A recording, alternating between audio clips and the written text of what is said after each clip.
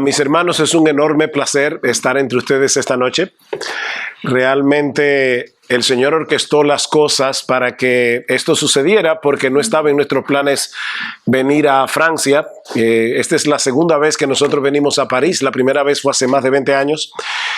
Pero en la providencia del Señor yo tengo una conferencia en Madrid, pero mi visa, no la de mi esposa, se venció en mayo, la visa Schengen de este año. Así que comencé a buscar cita para entrar a España y no pude conseguir cita de ninguna manera. Entonces tratamos por Portugal, tratamos por Alemania, tratamos por Francia y finalmente la única puerta que se abrió fue Francia. Así que contacté al hermano Carlos y le dije, mira, voy a estar en Francia unos días, simplemente de paso para España. Y por supuesto, de broma, le decía a las personas que conocían del asunto, estaban orando a la iglesia para que el Señor me abriera la puerta para llegar a Madrid. Les decía, bueno, imagínense, ahora Gloria y yo tenemos que ir a París a sufrir en París, porque ¿qué hay que ver en París? Ha sido de verdad un gozo enorme estar aquí, pero quería decirles de todo corazón, en nombre mío y de mi esposa, que cuando el Señor nos permite ir a lugares donde vemos cosas muy hermosas, y definitivamente París es una postal, París es hermoso, pero lo más hermoso que nosotros conocemos en lugares donde vamos es el pueblo del Señor.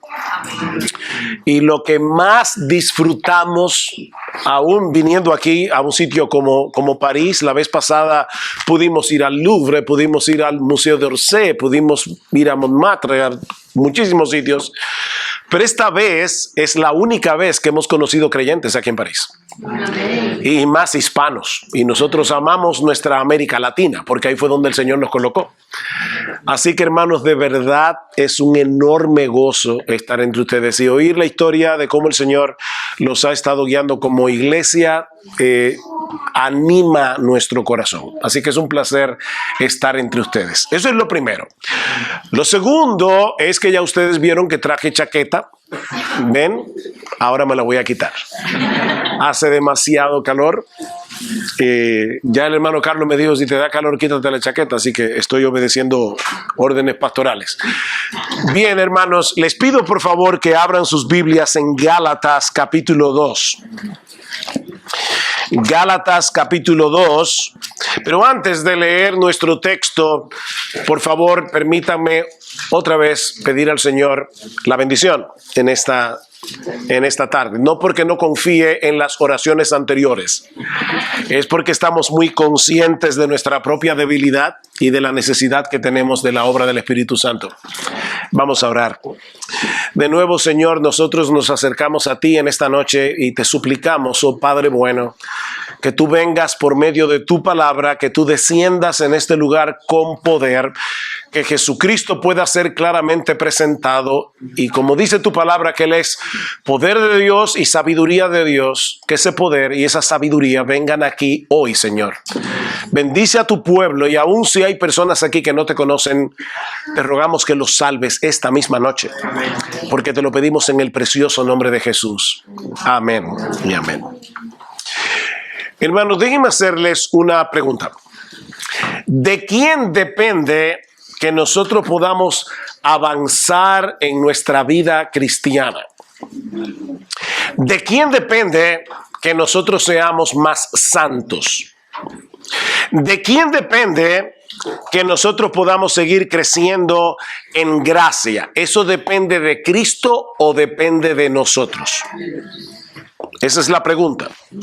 ¿Tenemos alguna responsabilidad en nuestro crecimiento espiritual, o lo único que tenemos que hacer los cristianos es sentarnos tranquilos a descansar y a dejar que el Espíritu Santo haga su obra en nosotros? Bueno, el apóstol Pablo responde esta pregunta de manera indirecta, de manera incidental, en el texto que vamos a estudiar en esta noche, que es un pasaje sumamente conocido y que supongo que algunos de ustedes se lo saben de memoria. Gálatas capítulo 2, versículo 20. Dice así la palabra del Señor: con Cristo estoy juntamente crucificado, y ya no vivo yo, mas vive Cristo en mí, y lo que ahora vivo en la carne, lo vivo en la fe del Hijo de Dios, el cual me amó y se entregó a sí mismo por mí. Ahora, como un texto fuera de contexto se convierte en un pretexto, vamos a ver este texto tan conocido en el contexto en el que se encuentran estas palabras. Y se encuentran en el contexto de una severa amonestación de parte de Pablo hacia el apóstol Pedro, nada más y nada menos, por la manera en que Pedro se estaba conduciendo con algunos hermanos de la iglesia de Antioquía que eran gentiles, es decir, no que eran amables, sino que no eran judíos de raza. Noten lo que dice el versículo 11. Pero cuando Pedro vino a Antioquía, le resistí cara a cara, porque era de condenar. Pues antes que viniesen algunos de parte de Jacobo, comía con los gentiles, pero después que vinieron se retraía y se apartaba porque tenía miedo de los de la circuncisión, es decir, de los judíos creyentes que habían venido de Jerusalén. Como ustedes saben, mis hermanos, en el Antiguo Testamento nosotros encontramos muchas prohibiciones, muchas regulaciones con respecto a las cosas que un judío podía comer o no podía comer. De manera que algunos en la iglesia que venían de ese trasfondo racial no sabían cómo manejarse con los cristianos que provenían de un contexto gentil, porque ellos no tenían las mismas limitaciones con respecto a los alimentos. Ahora, Pedro específicamente no debía tener ninguna duda con respecto a ese tema. Primero, porque él había escuchado al mismo Señor Jesucristo decir que nada que entra por la boca contamina al hombre. Marcos capítulo 7. Y si ustedes recuerdan, en Hechos capítulo 10, Pedro tuvo una visión, un lienzo que bajó del cielo con diferentes tipos de animales prohibidos en el Antiguo Testamento. Y el Señor le decía a Pedro: mata y come. Y se lo enseñaba precisamente para mostrarle a Pedro que él no debía hacer acepción de personas. Así que Pedro no tenía excusa. Durante un tiempo Pedro estuvo compartiendo con sus hermanos gentiles, comiendo con ellos, pero tan pronto llegó esa delegación de judíos de Jerusalén, Pedro comenzó a retraerse, comenzó a apartarse, no porque él hubiera cambiado su convicción, sino que tenía temor de lo que pensaran de él. Lo dice en el versículo 12 al final. Fue por eso que Pablo tuvo que confrontarlo públicamente. No solo porque su falta había sido pública, sino también por las serias implicaciones de su conducta con respecto al evangelio.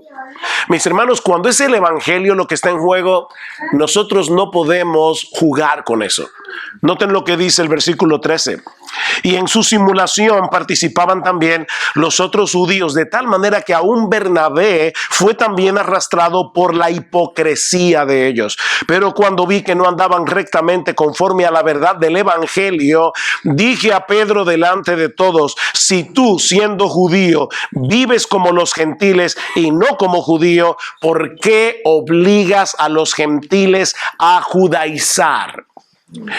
Mis hermanos, yo quiero que ustedes noten una pequeña frase en el versículo 13 o 14.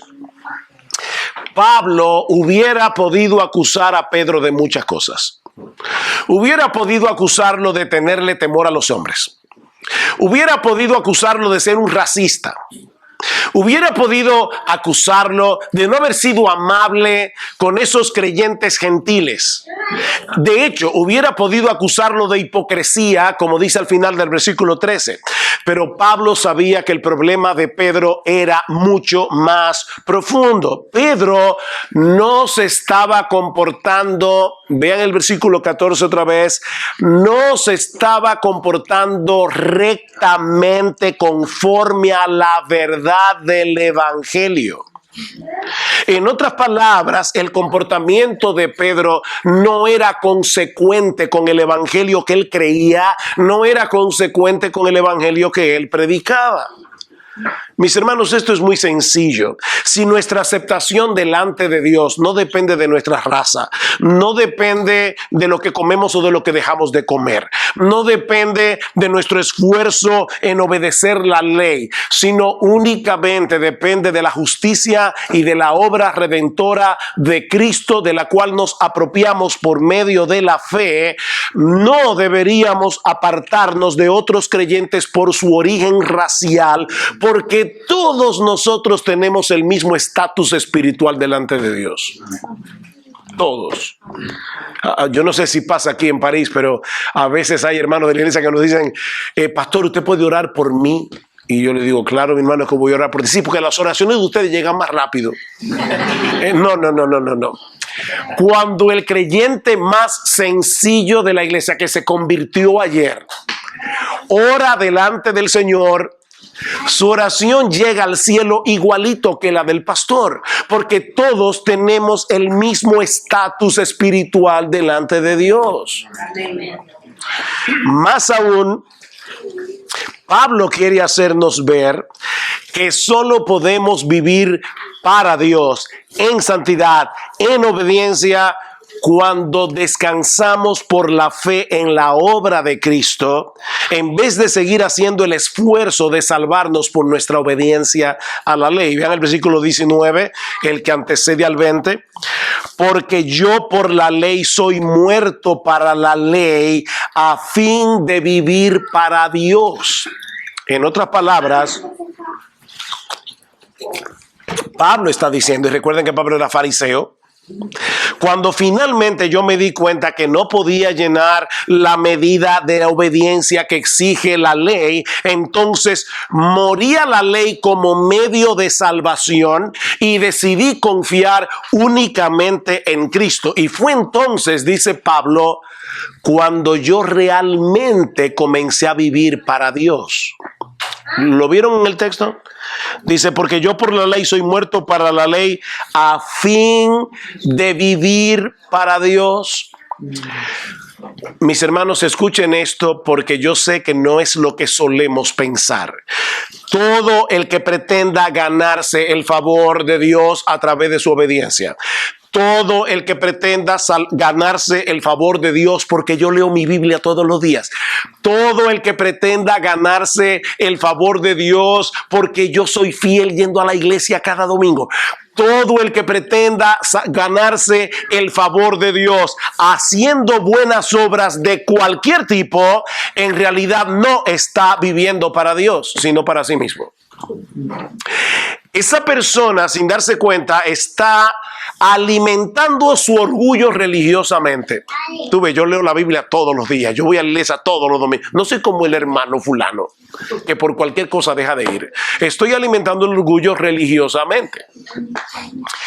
Ese es el contexto de la famosa declaración de Gálatas 2:20. Y lo que yo voy a hacer es tomar esta declaración y dividirla en sus tres componentes principales esta noche. Bien simple. En primer lugar, Pablo nos dice aquí que ya fuimos crucificados juntamente con Cristo si somos cristianos. Vean otra vez. Esta no es una exhortación a cargar la cruz. Hay una exhortación así en el Evangelio. Pero Pablo no nos está exhortando a nada. Él está declarando algo que ya pasó. Con Cristo estoy juntamente crucificado. ¿Tú eres cristiano? con Cristo estás juntamente crucificado. Y lo que Pablo parece querer decir, de acuerdo al contexto, es que el fariseo santurrón, que había pasado gran parte de su vida tratando de salvarse por medio de su obediencia a la ley, había muerto. Ha sido crucificado juntamente con Cristo. Mis hermanos, si Cristo tuvo que morir para salvarnos, es evidente que no podíamos salvarnos a nosotros mismos de ninguna manera. Él tuvo que pagar por nuestros pecados, porque ni tú ni yo podíamos hacerlo, porque nosotros tenemos una deuda infinita con la infinita justicia de Dios. Para ponerlo más sencillo, la muerte de Cristo en la cruz implica necesariamente la muerte de ese fantástico individuo que yo creía que era cuando yo no era cristiano. ¿Tú creías que tú eras una persona fantástica antes de ser creyente? Yo no le hago mal a nadie. Ustedes conocen todo eso, ¿verdad? Bueno, ese individuo fantástico que tú creías que tú eras, murió con Cristo crucificado en la cruz. Ese orgulloso que pensaba ser una maravilla de persona, murió crucificado con Cristo. Por eso alguien decía, John Piper dice, la crucifixión de Jesús es la más clara demostración de mi naturaleza infernal. ¿Oíste eso? Cristo tuvo que morir, si tú eres creyente, bueno, Cristo tuvo que morir por ti, porque tú eras tan malo que merecías el infierno. Si tú no crees eso, tú no eres creyente. Todavía estás en tus pecados, porque nadie va al médico a menos que sepa que está enfermo. El testimonio de Pablo en el capítulo 3 de Filipenses nos ayuda a entender mejor lo que él está diciendo aquí en Gálatas 2. Cuando Pablo era un fariseo, él se veía a sí mismo como una persona, ¿ustedes recuerdan la palabra que Pablo usó allí? En cuanto a la ley, yo era irreprensible. O sea, Pablo se veía como alguien que cumplía perfectamente la ley. Así se veía a sí mismo cuando no era creyente. Él creía tener todos sus papeles en reglas con la justicia celestial por medio de su obediencia a la ley, hasta que se dio cuenta que esa ley en realidad era un instrumento de condenación y no de salvación. Y fue de esa manera que Dios lo llevó a confiar en la justicia de otro, en este caso la justicia de Jesús. Y a partir de ese momento, dice Pablo en Filipenses capítulo 3, lo que él consideraba como ganancia, de repente comenzó a considerarlo como basura. Basura. Dice, y ciertamente aún 30 años después de su conversión, estimo todas las cosas como pérdida por la excelencia del conocimiento de Cristo Jesús mi Señor, por amor del cual lo he perdido todo y lo tengo por basura para ganar a Cristo y ser hallado en él, no teniendo mi propia justicia que es por la ley, sino la que es por la fe de Cristo, la justicia que es de Dios por la fe. Pablo se dio cuenta de su pecaminosa insensatez al confiar en su propia justicia y ahora se gozaba en poder aceptar como un regalo la justicia perfecta de Cristo por medio de la fe. Así que, mi hermano, mi hermana, escucha esta definición de lo que significa ser cristiano, porque es de las mejores que yo he leído en mi vida. Dice esta persona, un cristiano es alguien que ha muerto con Cristo, cuya obstinación ha sido quebrantada, cuyo descaro ha sido destrozado, cuyo corazón de piedra ha sido aplastado, cuyo orgullo ha sido destruido y cuya vida ahora está dominada por Jesucristo. Eso es un cristiano. Dios tuvo que triturarte para traerte a Cristo. Era la única forma. Lo que nos lleva de la mano a la segunda enseñanza de nuestro texto. ¿Cuál es la primera? Ya fuimos crucificados con Cristo. Entre la cruz de Cristo y Cristo estás tú metido en el medio. tú fuiste crucificado junto con Él. Eso es un hecho. Segunda enseñanza, ahora tenemos una nueva vida, que no es otra cosa que la vida de Cristo en nosotros. Ahora tenemos una nueva vida. Lean el texto otra vez. Con Cristo estoy juntamente crucificado y ya no vivo yo, mas vive Cristo en mí. Wow, eso es de verdad. Yo sé que nosotros leemos ese texto, pero de verdad, si nosotros captáramos todo lo que esto significa, brincaríamos de nuestros asientos. Cristo vive en mí. Ahora, ¿está diciendo Pablo aquí que su personalidad quedó completamente anulada porque es ahora Cristo el que vive en él? Por supuesto que no. De hecho, noten todas las veces que Pablo usa el pronombre personal yo en el texto. Y aún las veces que lo dice tácitamente, para los que hace mucho que no pasaron por la escuela, o que pasaron por la escuela, mejor dicho, que ya olvidaron su gramática. Un pronombre tácito no aparece en el escrito, pero hay que ponerlo ahí, porque está ahí.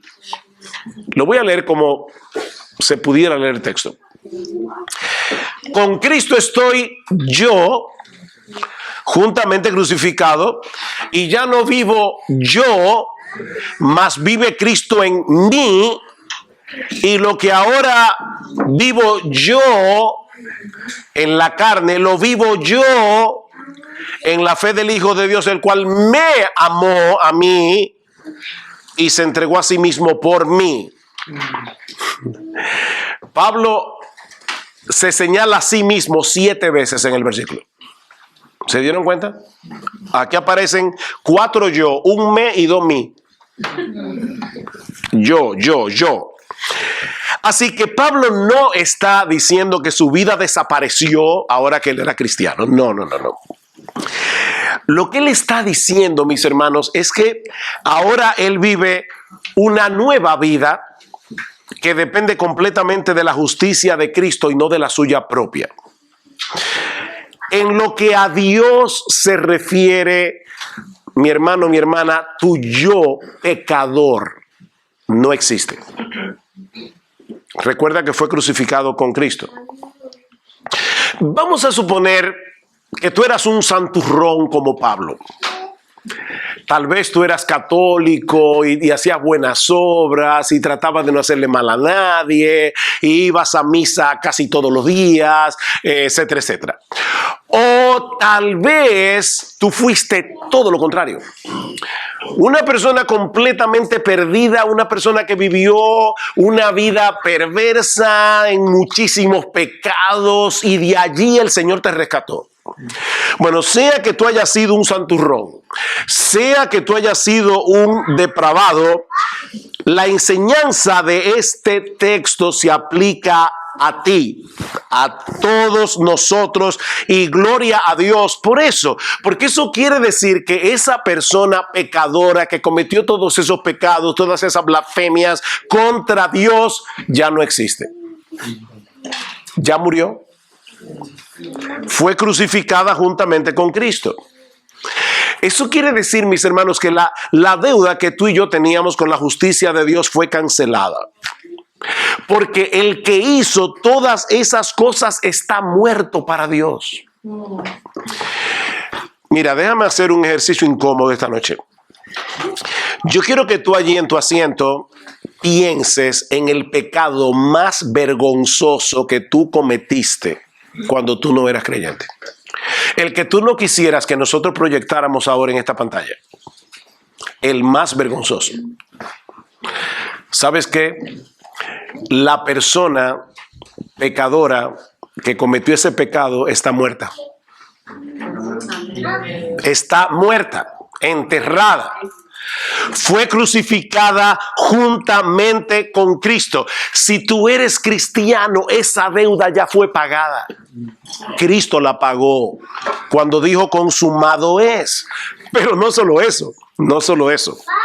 A veces los cristianos nos quedamos ahí, mi deuda fue pagada. Óyeme, mira, si tú debes una deuda enorme en el banco, vamos a poner 4 millones de euros, una deudita de 4 millones de euros. Y hay un amigo tuyo, buena gente y muy rico, que decide pagarte la deuda, y tú vas al banco y te dice, no se preocupe, señor, usted no debe nada, la deuda fue cancelada. ¿Sabes cuánto tú tienes ahora en el banco? Nada.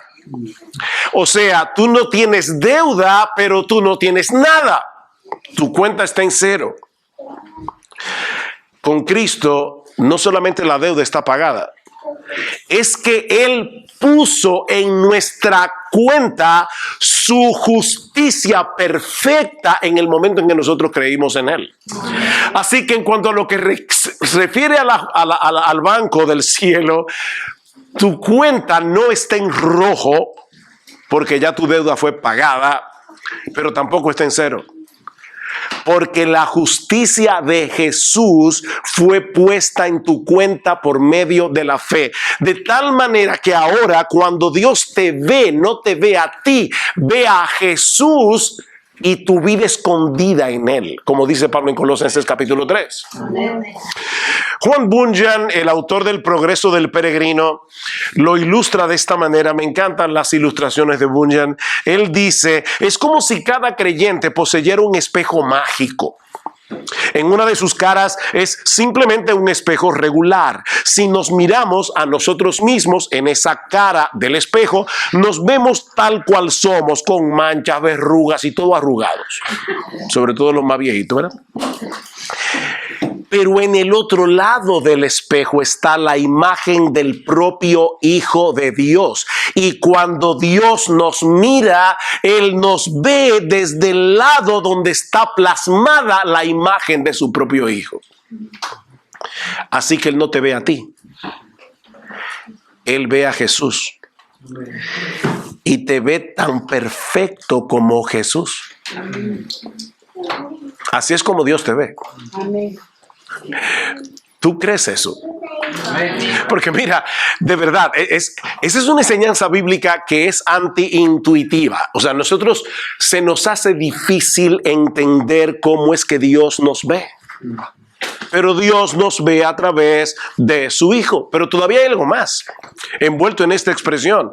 Y es el hecho de que tenemos una nueva vida, hemos sido regenerados, que es guiada, es energizada por el Espíritu Santo que mora en nosotros. Ahora, si ustedes se dan cuenta, en Gálatas 2:20, el Espíritu Santo no aparece. Pero recuerden, mis hermanos, que la Biblia no se dividió en capítulos originalmente. Era una sola carta.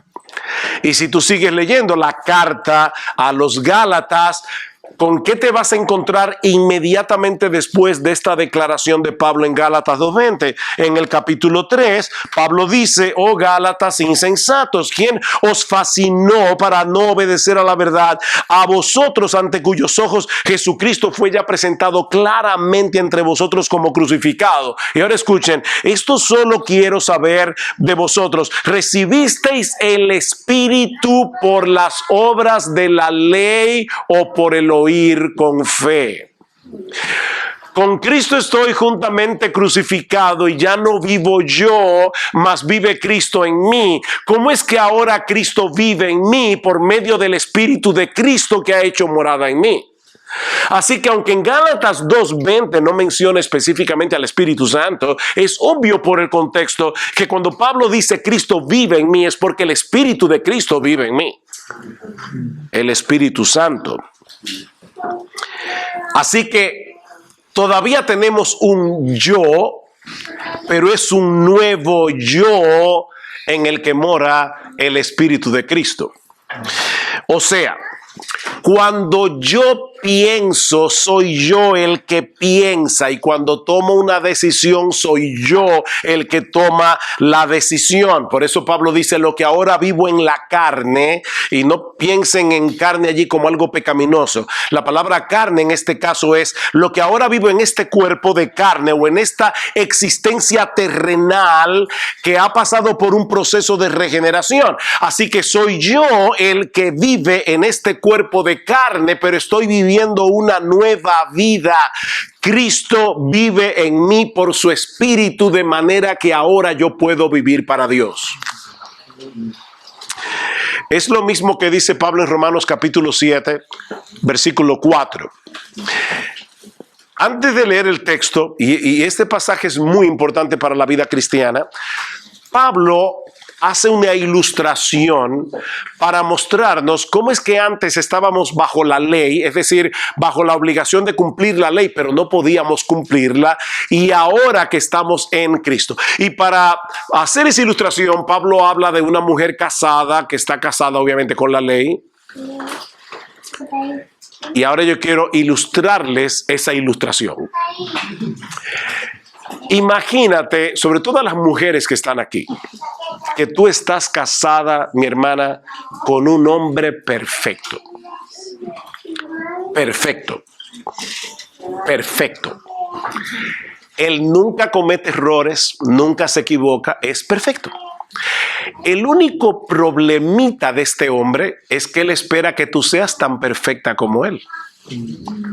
Así que cuando don Perfecto llega a la casa y tú te pasaste el día limpiando, él llega a uno de los muebles y dice, mi amor, se te olvidó ese pedacito aquí. Cuando él abre el closet, dice, mi amor, yo te he dicho que me gusta que los zapatos estén exactamente puestos uno al lado del otro paralelamente. Y acuérdate que me gusta que la ropa esté colgada en el closet en colores. Y en colores que se van degradando. Yo quiero la carta de color. Mi amor, mira, me gusta que las medias, los calcetines estén exactamente uno al lado del otro. Y mira, este está un poquito más arriba. Obviamente va a llegar un momento que tú vas a estar hasta aquí de don Perfecto. El único problema es que no te puedes divorciar de él porque él es perfecto. Él no hace nada para que te divorcies de él. Vamos a complicar la historia. Ahora de repente, tú que estás ya abrumada con don Perfecto, conoces a otro hombre tan perfecto como tu marido, pero con una sola diferencia. Este es perfecto, pero también es bueno, es paciente, es compasivo y está dispuesto a ayudarte en todas tus tareas. Pero tú no puedes irte con este otro hombre, por lo que dice Pablo en Romanos 7. Pablo dice, porque no sabéis, y hablo a los que quieren guardar la ley, que la mujer está sujeta al marido mientras él vive, pero si el marido muere, ella queda libre de la ley del marido. ¿Recuerdan eso? Romanos 7. Bueno, ahora este otro hombre te dice, tengo un plan. Yo te voy a matar. Y de esa manera ya quedas libre de tu matrimonio. Pero no te preocupes, porque yo tengo poder para resucitarte. Así que yo te voy a matar, tu muerte rompe el vínculo matrimonial y entonces yo me voy a casar contigo. Eso es exactamente lo que dice Pablo en Romanos capítulo 7, versículo 4. Así también vosotros, hermanos míos, habéis muerto a la ley mediante el cuerpo de Cristo para que seáis de otro, del que resucitó de los muertos, a fin de que llevemos frutos para Dios. Ahora tú estás casada con don Perfecto. La única diferencia es que don Perfecto vive en ti por su espíritu y él te está ayudando a poder vivir la vida cristiana. Totalmente diferente. Así que nosotros podemos vivir la vida cristiana porque Cristo hizo de nuestro cuerpo su morada.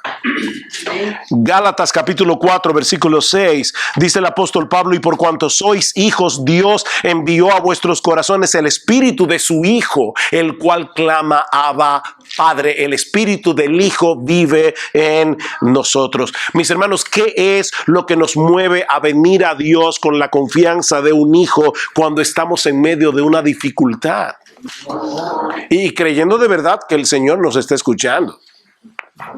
El hecho de que ahora tenemos en nosotros el espíritu de su Hijo. ¿Cómo podemos explicar el deseo que ahora sentimos de hacer la voluntad de Dios a pesar de las muchas debilidades y tentaciones que nosotros tenemos que enfrentar todos los días? ¿Cómo tú explicas eso? ¿Cómo es posible que hayamos podido resistir a lo largo de nuestra vida cristiana, a pesar de todas las dificultades que hemos experimentado y que vamos a seguir experimentando a lo largo de toda nuestra vida en este mundo caído.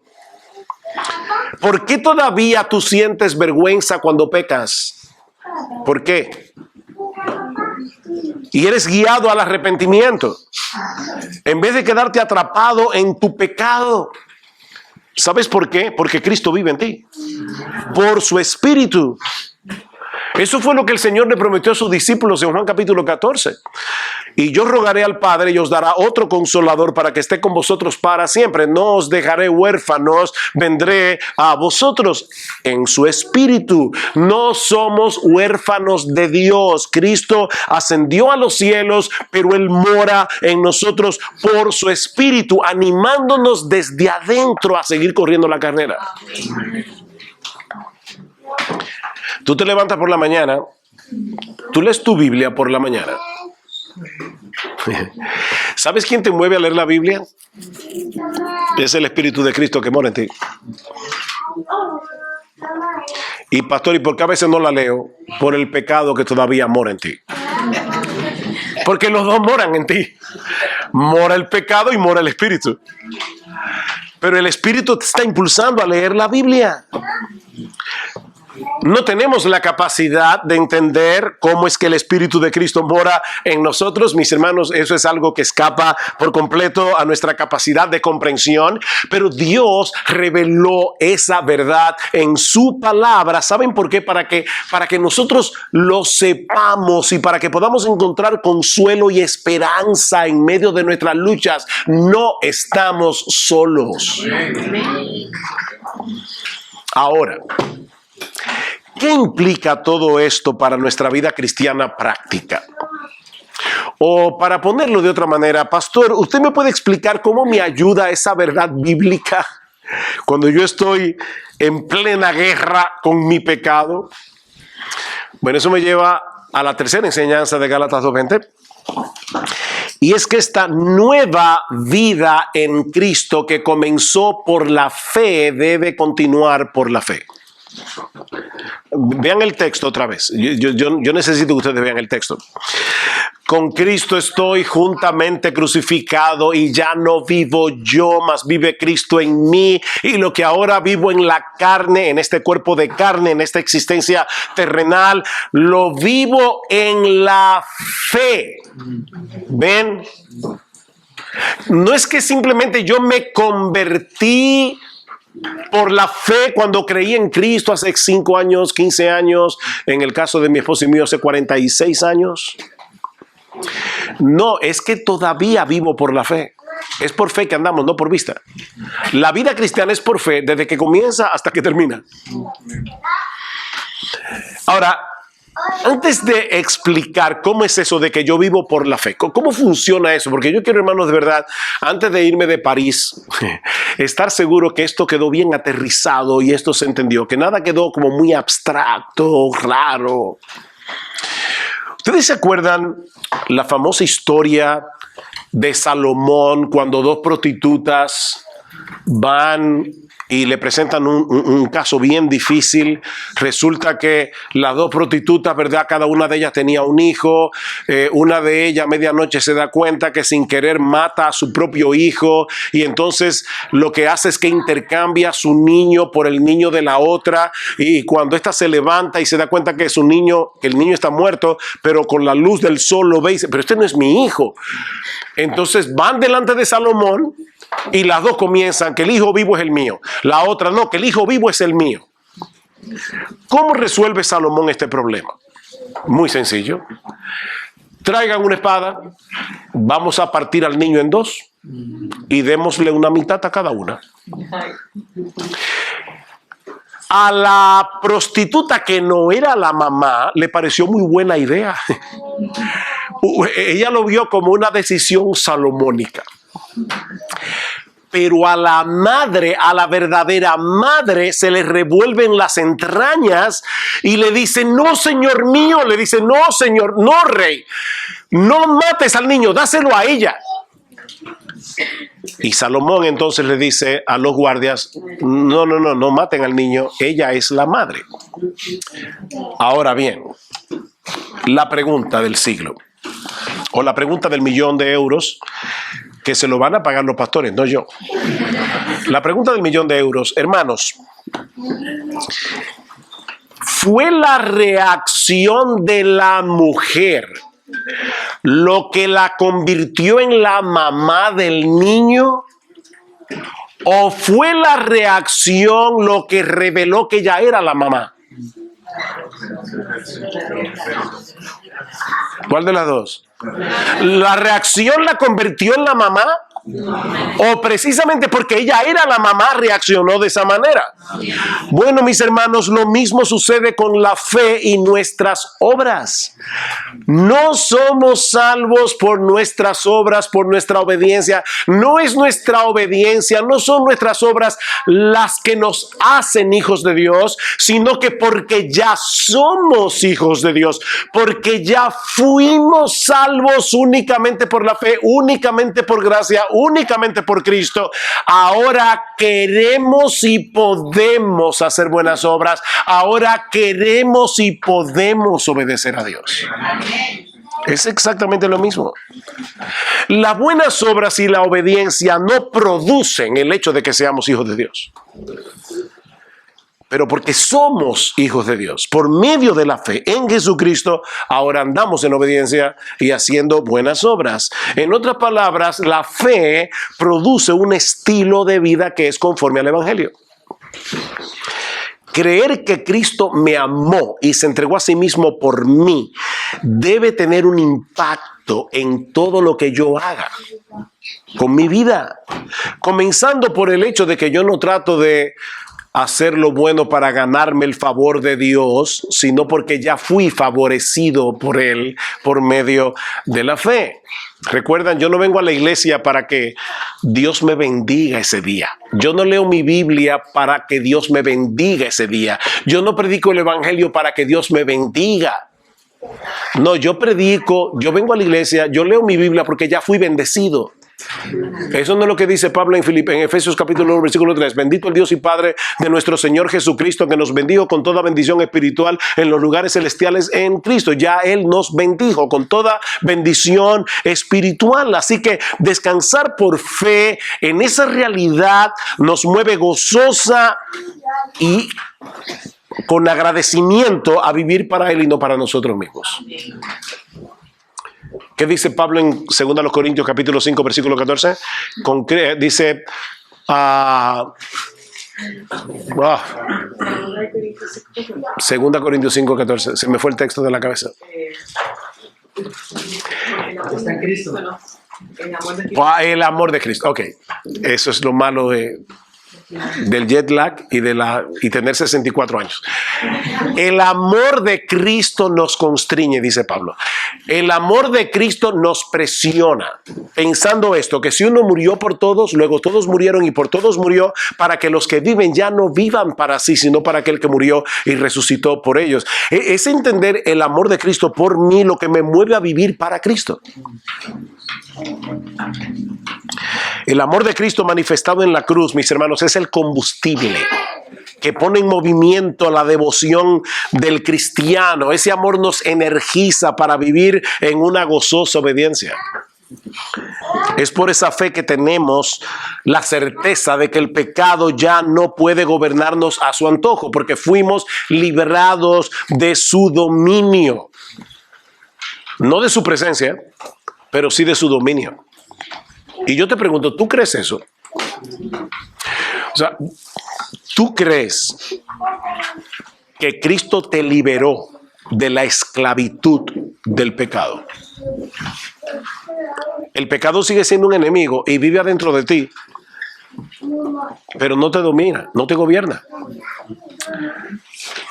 El 1 de enero del año 1863, Abraham Lincoln, presidente de los Estados Unidos, firmó el acta de emancipación. Eso significa que ese día, a partir de ese día, todos los esclavos en los Estados Unidos fueron liberados.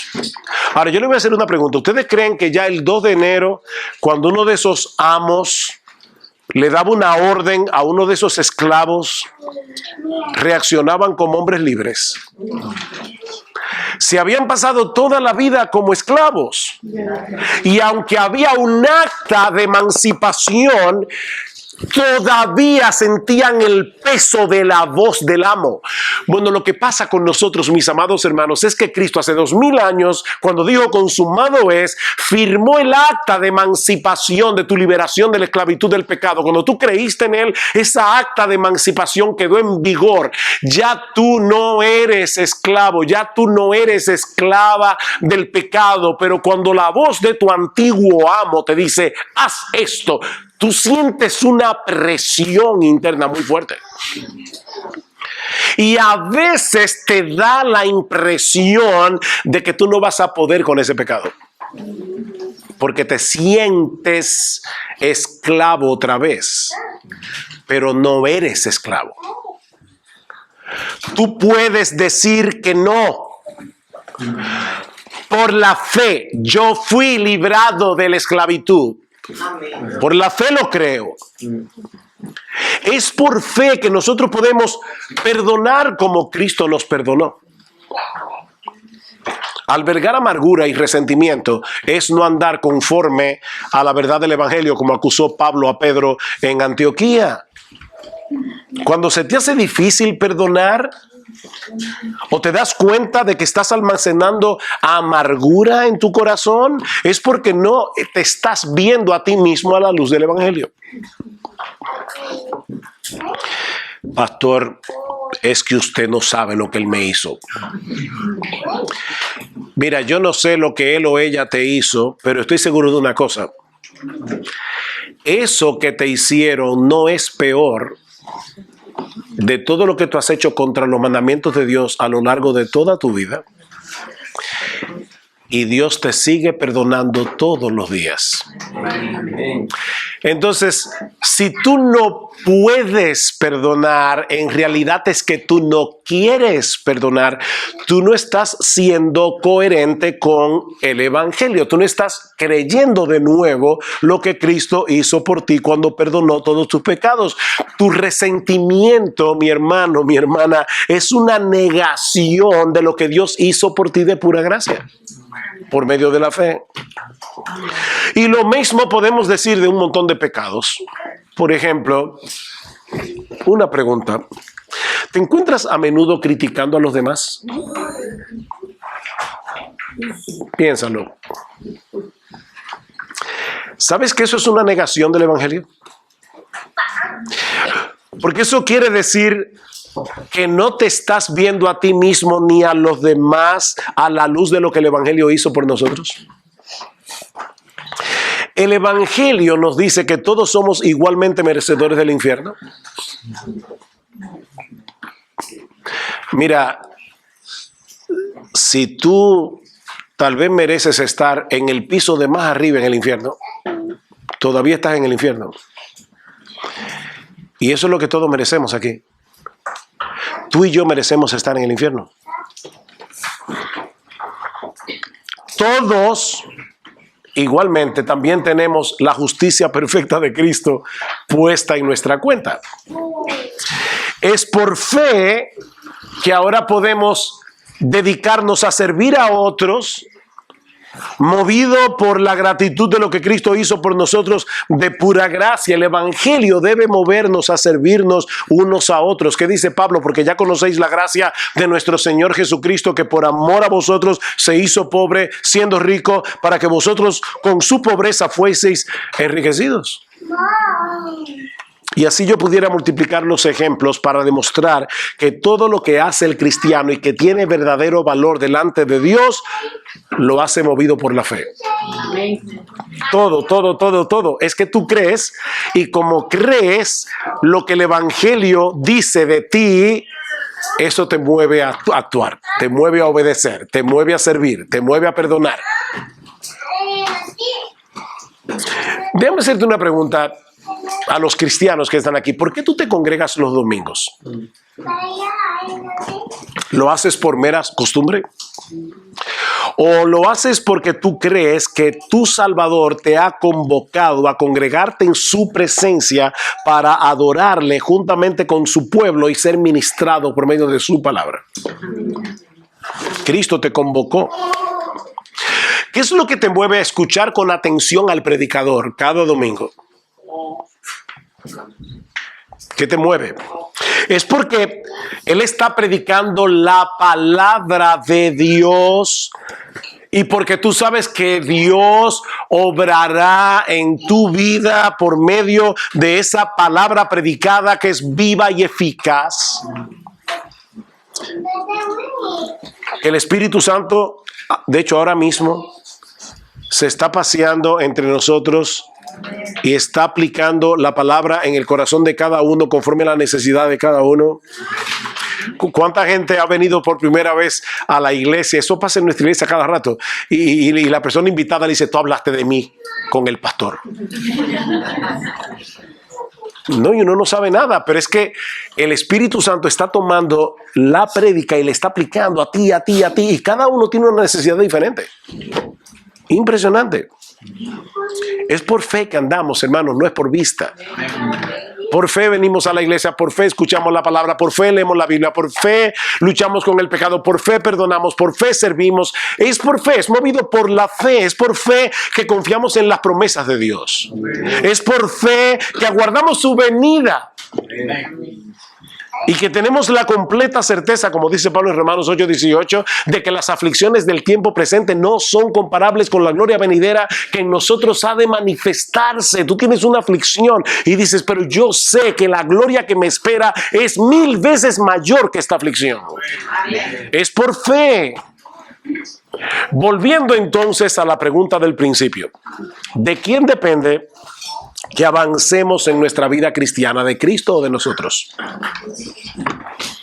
Respuesta: depende de la obra de Cristo por nosotros y de su vida en nosotros, que nos capacita para poder obrar con fe, viviendo para Dios en una gozosa gratitud por todo lo que Él ha hecho por nosotros de pura gracia.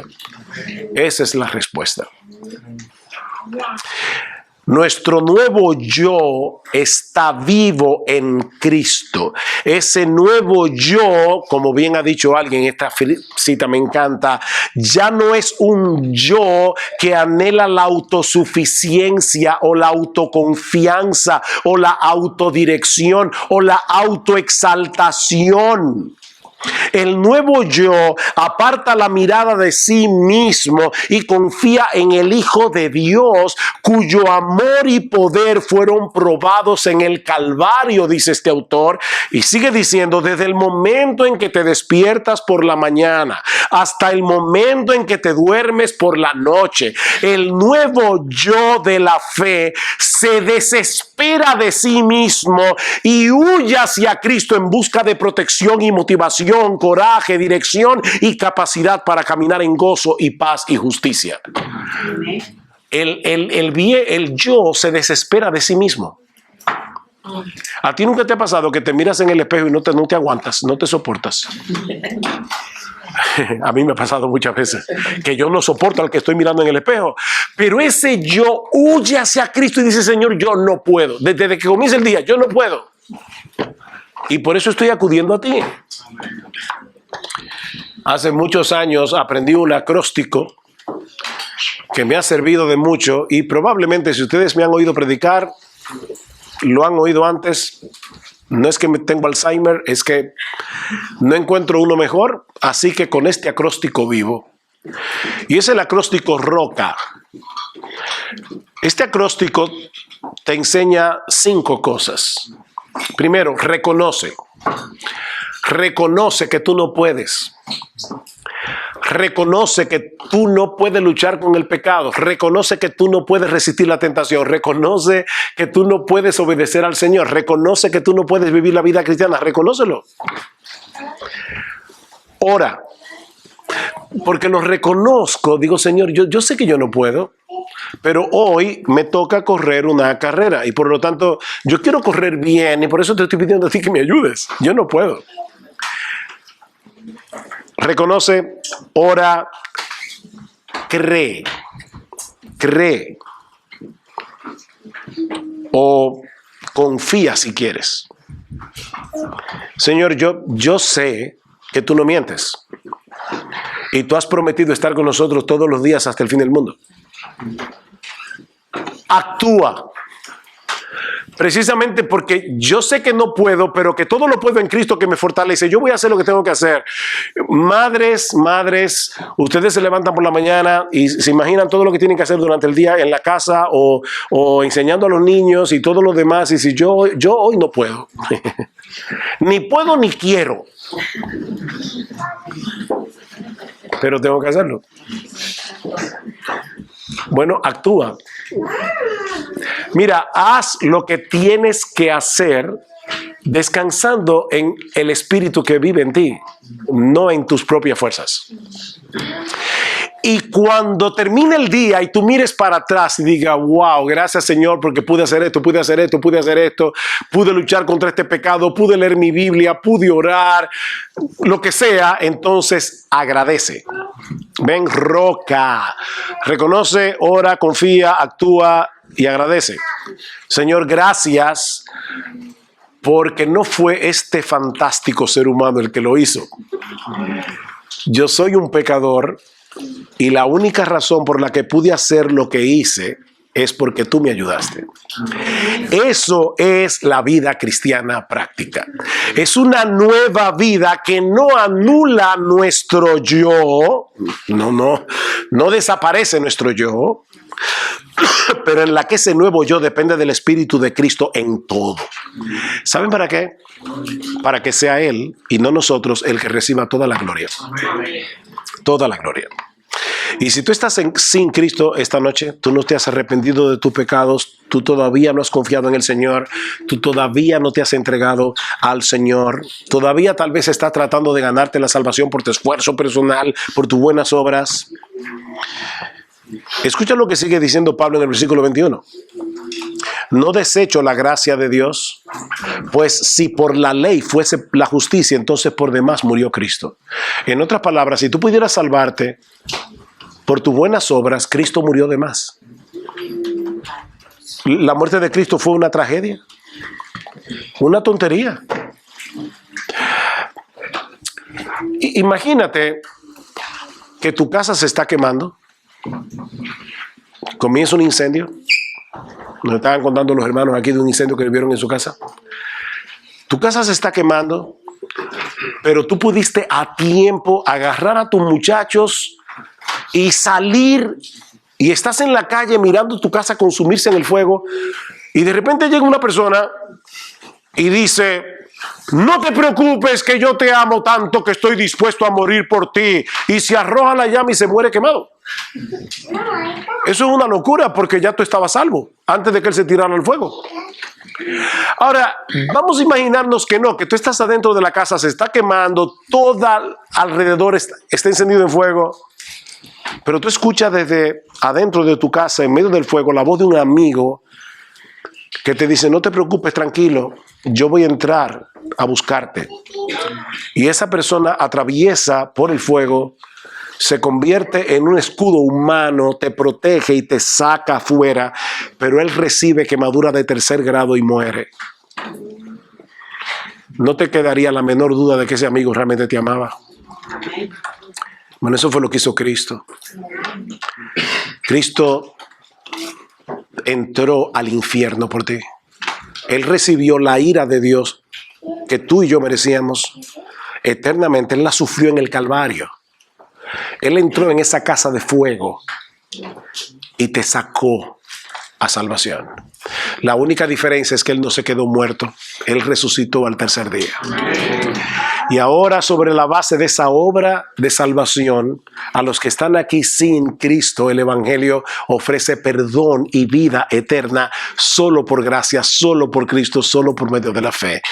Mi amigo, no te vayas de este lugar muerto en tus delitos y pecados cuando Cristo te ofrece vida y te la ofrece gratis.